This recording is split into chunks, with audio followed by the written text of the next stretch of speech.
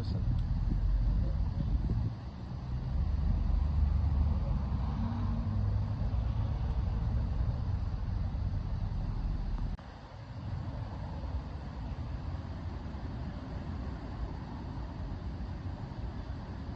Yağmur yağdı, su çoğaldı, barajları taştı, balık vurmaya başladı. Bu tarafa balıklar akmaya başladı.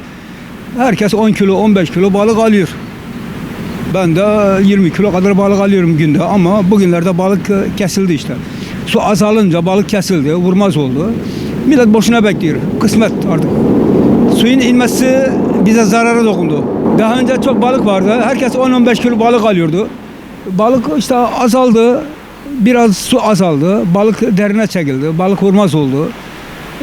Herkes kısmetini bekliyor. Artık kısmetinde neyse. Yasak değil, yasak değil. Yasak değil. Yok. O yumurta zamanında yasak. Hemen 20 Mart'tan sonra yasak olur. 1 Mart veya 20 Mart'tan sonra yasak olur. Şu anda serbest. Valla burası gayet bir emekli için, ben emekliyim. Hem stres atıyoruz, hem güneşleniyoruz. Adana'mız biliyorsun güzel bir memleketimiz. Bahardır, erken gelir. Bu arada işte stres için geliyoruz. Adana oldu olalı burası ilk defa böyle bol oldu, kapaklar açılınca balık bereketi. İlla ki yani çok geç bile kalmış bu şeye. Yani bu yapsa çok iyi olur bir. Yani bir emekleri için ne bileyim bir aile gelebilir. Şurada mesela güzel bir masalar olabilir. Hani parklarda olan masalar var ya. Oturaklı böyle yani çok güzel olur yani. Gayet burası canlanır. Yani değer kazanır, güzel şeyler olur. Büyüklerimize de söylüyoruz, buraya bir değer versinler. Halkımız geliyor, buraya stres atıyor. Pazar günleri, normal gün, emekliler özellikle. Mesela ben yeni oldum.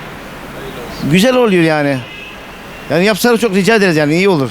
Adana'mıza yakışır yani böyle şeyler.